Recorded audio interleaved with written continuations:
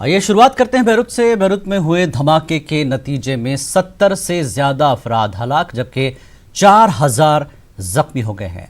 जख्मियों में 60 की हालत नाजुक बताई जाती है। अस्पताल जख्मियों से भरे पड़े हैं। हुकूमत ने से रोजा सूख का ऐलान किया है। धमाकों के बाद बेरूत में 2 हफ्तों के लिए इमरजेंसी नाफिज कर दी गई है। पेश है तफसीलात।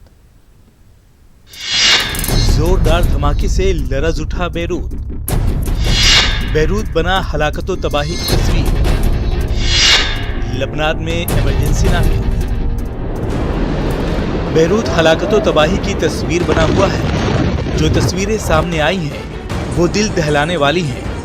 बड़े पैमाने पर जानों का नुकसान हुआ है और जख्मियों की तादाद हजारों में है। अस्पताल मरीजों से भरे पड़े हैं। 2700 टन अमोनियम नाइट्रेट फट पड़ा।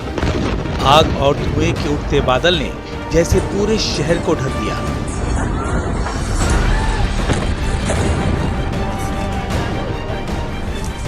हर तरफ चीखों पुकार और अफरा तफरी मच गई।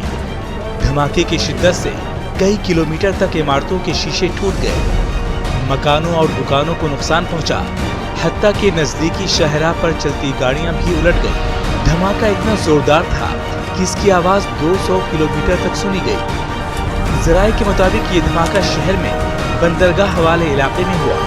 इसके फौरन बाद एक और धमाके की भी खबरें आ रही हैं, लेकिन इसकी अभी तस्दीक नहीं हुई है। लबनान वज़ीर-ए-आज़म ने कहा है कि जिन्होंने ये धमाका किया है उन्हें इसकी कीमत अदा करनी होगी। उन्होंने मजीद कहा कि वेयर हाउस के बारे में हक़ाइक़ का पता लगाया जा रहा है। ये वेयर हाउस 2014 में कायम किया गया था।